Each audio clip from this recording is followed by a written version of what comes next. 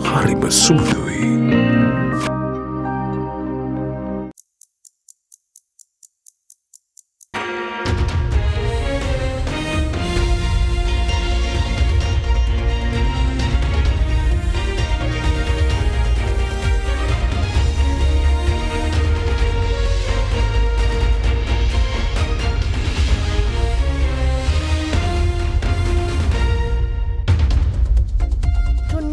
On First at 9, this Monday, the 30th of October, 2023.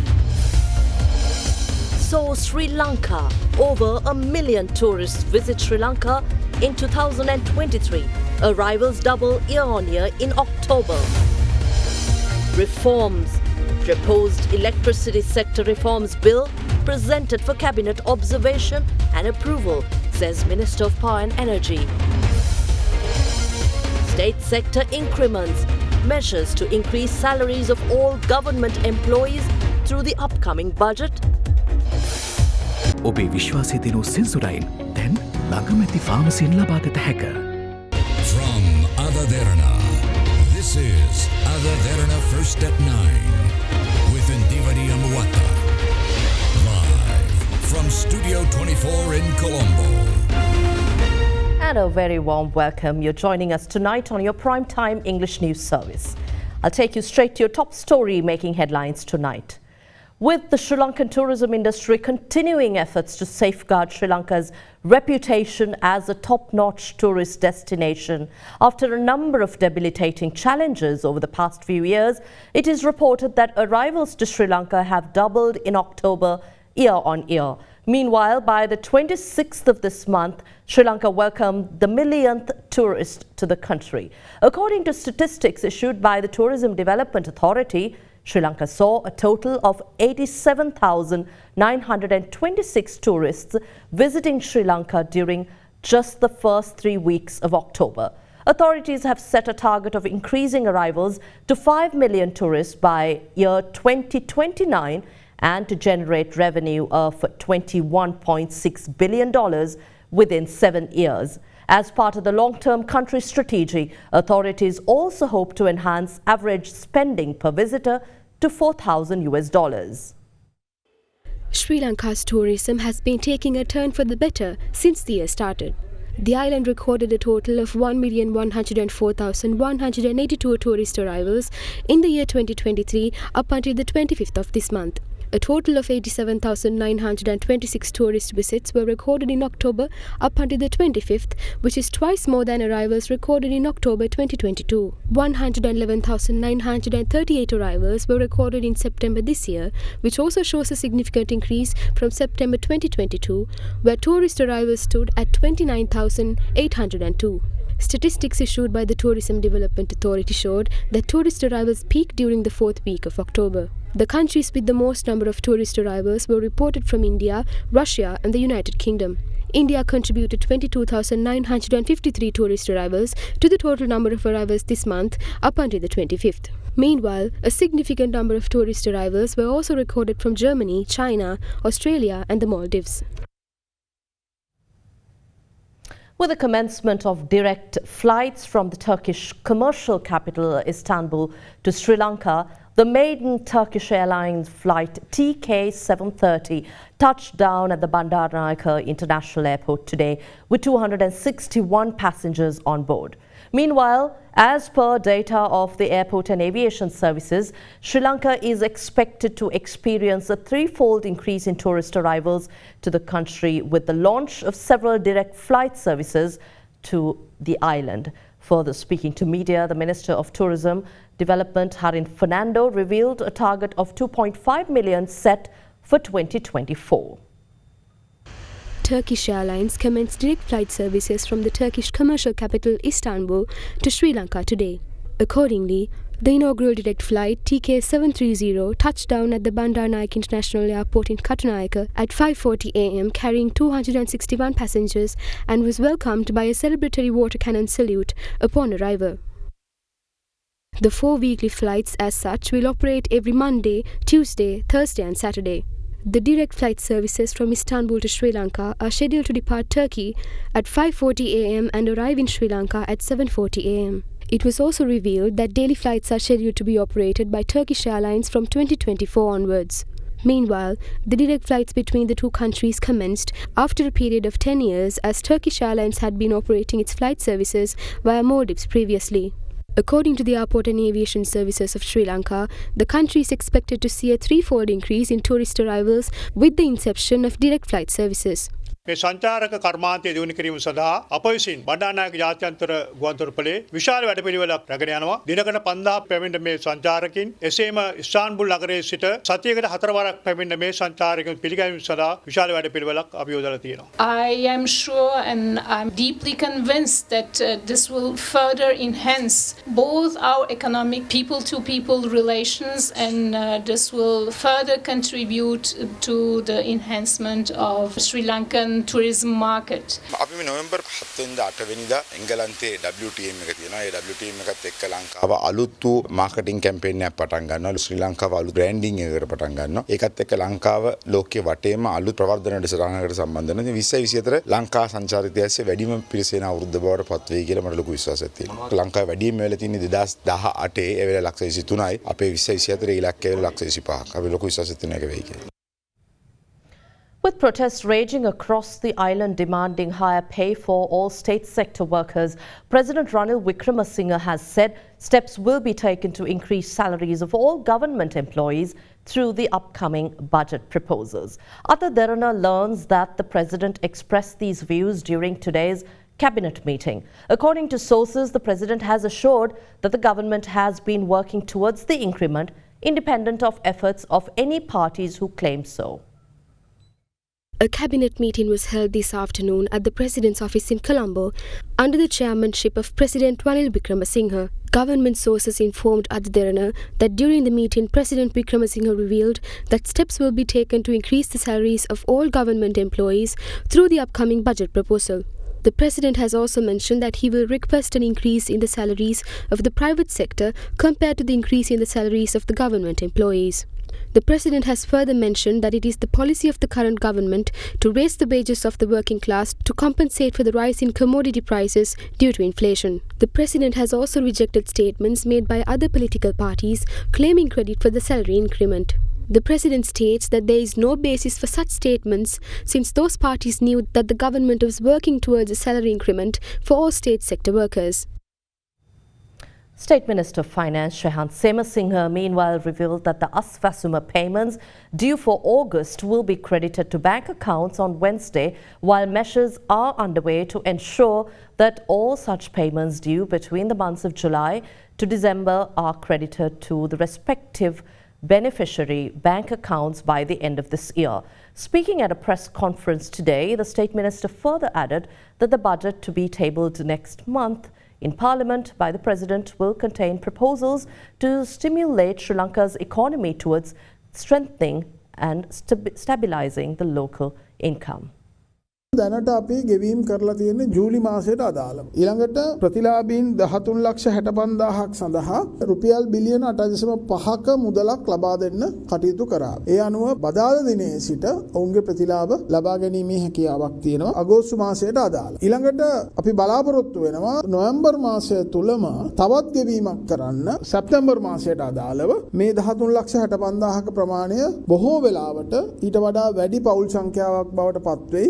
මොකද අපි දැනට අභියාචනා සහ විරෝධතා ඇවිල්ලා හැඳුනුම්පත්වල තියෙන ගැටලු එහෙම නැත්නම් බැංකුවල තියෙන ගැටලු निराකරණය වෙන හැම ප්‍රතිලාභියෙකුටම දෙසැම්බර් වෙද්දී ජූලි සහ දෙසැම්බර් දක්වා සියලු ගෙවීම් සිදු කරනවා කිසිම මාසයක් අතහැරෙන්නේ නැහැ. ඊළඟට ජූලි සිට දෙසැම්බර් දක්වා සියලු ගෙවීම් මේ වර්ෂයේ අවසාන වෙද්දී ගෙවීම් කටයුතු කරන්නත් බලාපොරොත්තු වෙනවා. අස්වැසුමට අදාළ ගෙවීම් කිරීමේදී මුදල් සම්බන්ධයෙන් ගැටලුවක් ඇති වෙලා නැහැ. ඊට අදාළ වෙන්කිරීම මුදල් අමාත්‍යාංශයේ මහ භණ්ඩාගාරය මේ වෙනකොටම සිදු කළා තියෙනවා. නමුත් අපිට තහවුරු කර ගැනීම වැදගත්. අපිට ඕනි කඩිනමින්ම කැඳවන්න. හැබැයි 2023 අවුරුද්දට අදාළ ප්‍රතිලාභීන් සඳහා සම්පූර්ණයෙන්ම විසඳුමක් ලබා ගන්න තෙක් අපිට ලබන අවුරුද්ද සඳහා ගමන් කිරීමේ හැකියාවක් නැහැ. රාජ්‍ය සේවකයන්ගේ වැටුප් වැඩිවීම සිද්ධ වෙයිද? දැනට මේ ආර්ථික පීඩනය තුළ ජනතාව මුහුණ දෙන ගැටලු පිළිබඳව ජනාධිපතිතුමා සහ රජය ඉතාම හොඳ අවබෝධයෙන් ඉන්නේ. ඉතින් ඒ සියල්ල සලකලා බලලා වඩා සුදුසු තීන්දුවක් ගනීවි. අපේ රටේ මීට මාස 15කට විතර පෙර පැවති තත්ත්වය පිළිබඳව සමහර කණ්ඩායම් අනවබෝධයෙන් කටයුතු. අපිට නැවත ආර්ථිකයේ කඩාවැටීමේ තැනකට ගමන් කරන්නත් බෑ. ගමන් කිරීමට තීන්දුව ගැනීමට ජනාධිපතිතුමා සහ රජය සූදානම්ුත් නැහැ. මේ ස්ථාවරත්වය උහුල ගන්න බැරි කණ්ඩායමකුත් ඉන්නවා. අය හිතනවා මේ ස්ථාවරත්වය බිඳ වැටීම ඔවුන්ගේ දේශපාලන පැවැත්ම සඳහා තියෙන එකම මාවත කියලා. මොකද ආර්ථිකය වැටෙන්න සතුටු වෙච්ච උදවියම තමයි යම් කාලයක් නිහඬව ඉඳලා ආර්ථිකයේ යම් ස්ථාවරත්වයකට ගොඩ නැගෙද්දි නැවත හඬ නගන්න පටන් අරගෙන තියෙනවා. අපි රට ඉස්සරහට ගෙනියන වඩා ශක්තිමත් ස්ථාවර ආර්ථිකයක් වෙත ගෙන යාම සඳහා අවශ්‍ය අයවැය ලේඛනයක් ජනාධිපතිතුමා විසින් ඉදිරිපත් කරાવી. ඉතින් ඒ සම්බන්ධයෙන් අපි 13 වෙනිදා බොහෝ අවස්ථාවන් වලදී මේ පවතින ආර්ථිකයෙන් මිදීම සඳහා අවශ්‍ය යෝජනාවලින් සමන්විත ස්ථාවර ආර්ථිකයකට හිමිකම් කියන්න පුළුවන් රටක් බවට පරිවර්තනය වීමට අවශ්‍ය අයවැය ලේඛනය ඉදිරිපත් වේ.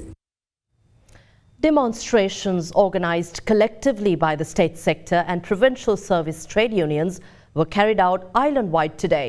The demonstrations were launched demanding an allowance of 20,000 rupees or an increase in salaries through the 2024 budget. Several trade unions collectively organised protests island-wide today over several demands.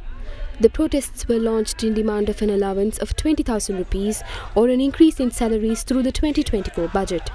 Demonstrations were carried out in front of government institutions during the lunch hour today. The main protest organised jointly by the state sector and provincial service trade unions was held in front of Setsiripaya in Battaramulla.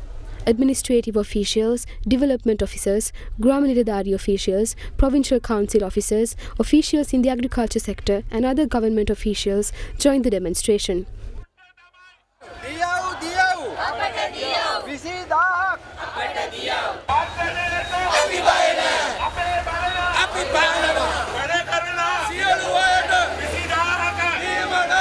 මේ වෙනකොට සියලු භාණ්ඩ සේවා මිල 300%කින් වැඩි වෙලා හැබැයි රජයේ සේවකයන්ට අවුරුදු 7කින් වැටුප් වැඩි කරලා නැහැ. විදුලි බිල ගෙව්වාම, ජල බිල ගෙව්වාම, බැංකු ණය ටික ගෙව්වාම දරුවන්ට කන්න බොන්න දෙන්න විදියක් නැහැ. එළඹෙන 13 වෙනිදා අයවැයෙන් රාජ්‍ය සේවකයාට රුපියල් 20000ක් වැඩි විය යුතුමයි. හැබැයි රුපියල් 4000ක් දීලා ගේමක් ගහන්න හැදුවත් අපි සියලු රාජ්‍ය සේවකයෝ එදාට පාරට බස්සනවා. Meanwhile, another protest organised by state and provincial public service trade unions commenced in front of the Lipton Circus.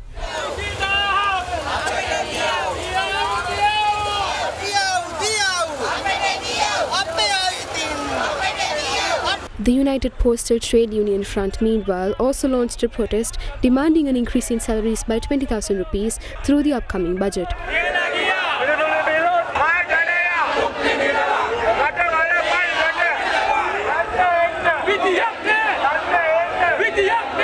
Another protest action was launched by government workers in front of the Labour Department in Narayanpeta during the afternoon.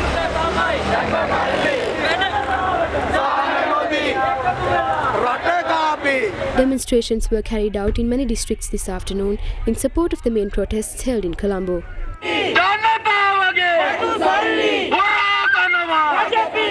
Meanwhile, Minister of Transport and Highways Bandulu Gunawardana says that a salary increment is not possible without the imposition of a new tax. He made this comment at a program in Casper today. බදු වලින් 2022 වර්ෂයේදී ලැබිලා තියෙන මුළු ආදායම රුපියල් බිලියන 1751යි. එතකොට අර භාණ්ඩාගාරයට බදු වශයෙන් ලැබුණ 1751කින් සතයක්වත් ඉතුරු වෙන්නේ නැහැ. අද රාජ්‍ය සේවකයන් රුපියල් 20000කින් වැටුප් වැඩි කරන්න කියලා උද්ඝෝෂණ ව්‍යාපාරයක් ආරම්භ කරන බව. එයට වැටුප් ගෙවන්නේ මේ මහජනයාගෙන් ආය කරන බදු වලින්. ඒ උද්ඝෝෂණ ව්‍යාපාරයේ නිරත වෙන සියලුම විද්වතුන් උගතුන් ආණ්ඩුවට පෙන්නලා දෙන්න ඕනේ. යක්කන් ටික තවත් 20000කින් වැඩි කළොත් මේ රටේ ඔබතුමන්ලගෙන් අය කරන බද්ද කිසියම් ප්‍රමාණයකින් අලුත් බද්දක් පනවන්න වෙයි කියලා තමයි මට තේරෙන්නේ.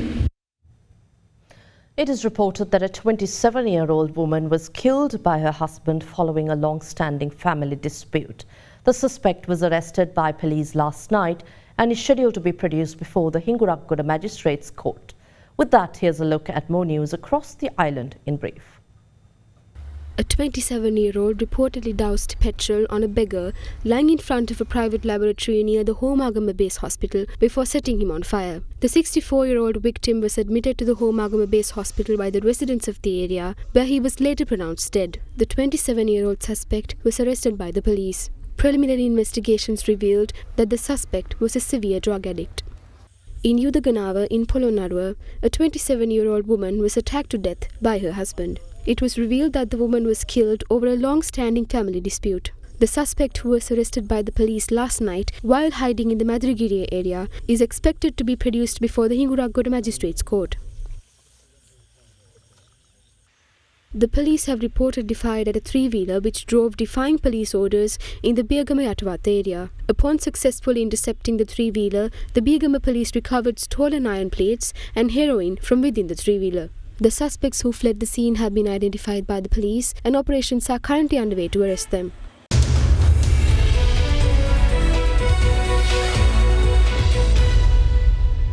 Welcome back. We take you to business news. Minister Kanchana Wijesekara says the proposed electricity sector reforms bill was tabled today for the observation and approval of the Cabinet of Ministers. The minister says the proposed reforms will unbundle the services of the CEB, improve efficiency, transparency and competition, and allow private sector participation to come into the electricity industry. According to the minister, the bill was prepared over the last 10 months with the assistance of energy and legal experts from development agencies and industry stakeholders. The bill received the certification of the Attorney General last week after the proposed amendments by the Attorney General's Department were incorporated by the Legal Draftsman's Department. The minister says that once the Cabinet of Ministers approve the bill, it will be gazetted and tabled in Parliament for approval. Power and Energy Minister Kanchana Wijesekara meanwhile says the Ceylon Electricity Board and Lanka Electricity Company's rooftop customers will be allowed a one-time migration between Net Plus and Net metering as well as net accounting schemes from next week. Under a community-based power generation project titled Surya Bala Sangrama, the battle for solar energy, the general public was encouraged to set up small solar power plants on rooftops of households, religious places, hotels, commercial establishments and industries. Under the program, the consumers will have options to generate and use electricity on their premises, and in cases of a surplus generation of electricity, consumers will have the ability to sell the excess to the nation's grid or bank it for later use. Taking to social media platform X, Minister Wijesekara said that the same rate at which the power purchasing agreement was signed will be applicable when migrating between the schemes. Taking you to the bourse, the Colombo Stock Exchange closed lower today with the index being dragged down by the banking, finance and capital goods sectors. The CSE All Share Price Index edged down by 0.01% to close at 10,687.99. The index touched its lowest at 10,650.03 during midday trade before picking up by the end of the day's trading. Meanwhile, the benchmark, or rather the more liquid S&P SL20 edged up by 0.06 to end trading at 3,015.44. Richard Pearce and Company, LLC Holdings and Haley's were the top losers on the index, down 2.86, 1.54 and 1.65 respectively. However, trading volume on the index fell to 14.2 million shares from 28.3 million in the last session. The market turnover fell to 396.6 million rupees from 659 in the previous session. Foreign investors were net buyers, purchasing stocks worth 25 million rupees, while domestic investors were net sellers, offloading shares worth 385.7 million shares. And Amrit Fernando joins us now with a few thoughts to round off our Markets in View segment for the week.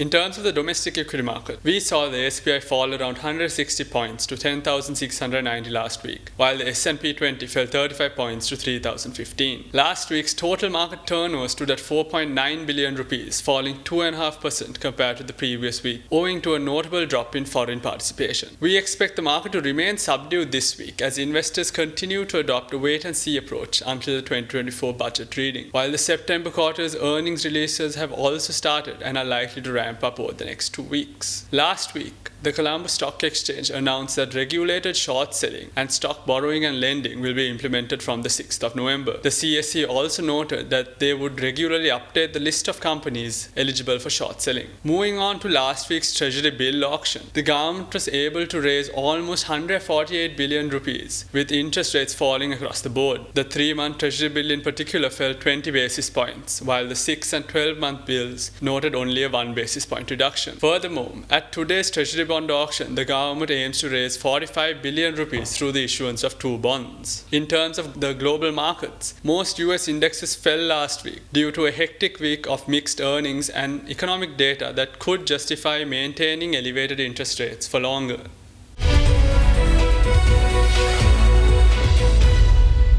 Let's now take a look at how the rupee traded against other major currencies during the day.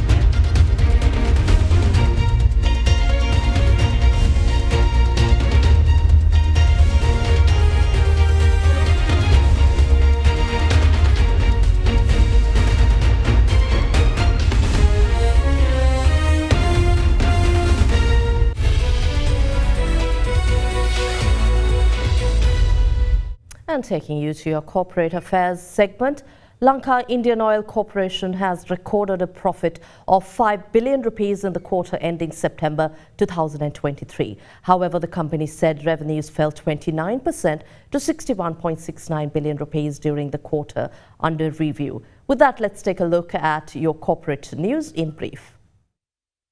According to interim reports, profits of Sri Lanka's Indian Oil Corporation fell 60% to 5 billion rupees in the quarter ending September 2023 from a year ago. Lanka IOC earnings were 9 rupees and 50 cents per share for the quarter. In the 6 months to September, earnings were 14 rupees and 10 cents on total profits of 7.5 billion rupees, down from 41 rupees and 85 cents. In the September quarter, LIOC revenues fell 29% to 61.69 billion rupees, costs fell 24% to 53.9 billion rupees, and gross profits fell 52% to 7.79 billion rupees.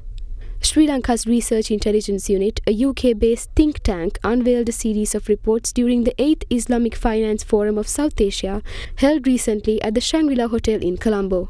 These reports provide a holistic view of the real estate markets in Sri Lanka, Maldives and Bangladesh, focusing on key facets including apartment supply, pricing trends, rental values and absorption rates.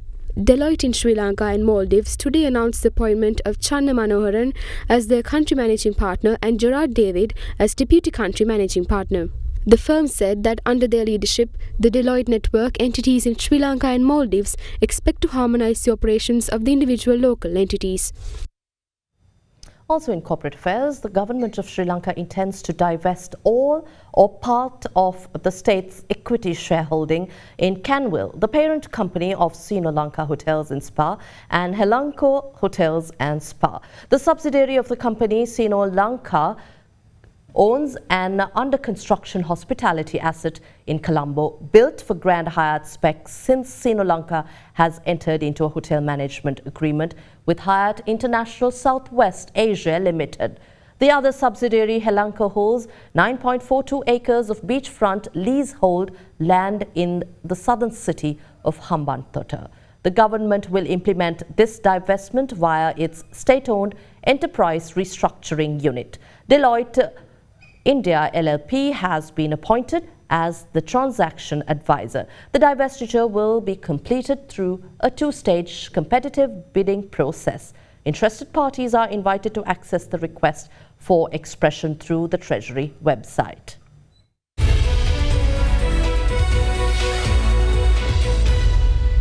And in global business, Fitch Ratings says global bond yields have been significantly in recent months as US economic growth has picked up, supported by strong consumer spending and job creation. Fitch also claims consumer spending accelerated despite a fall in household disposable income in the Western and European countries.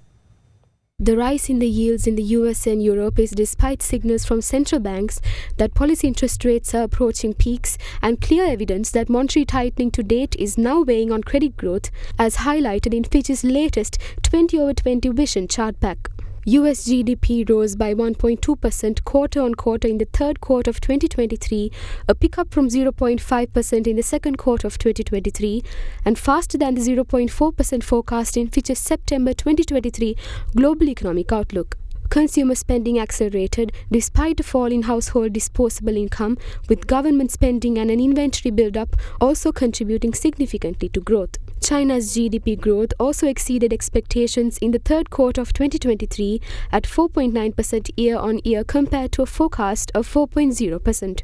The recovery in consumer spending regained some momentum in the third quarter despite property activity continuing to decline sharply.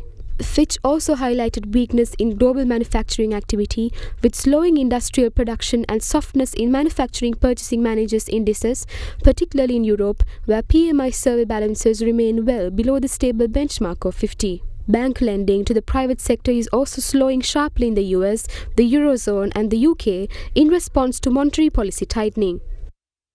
And that's all from us here tonight. We'll see you again tomorrow at the same time. Good night.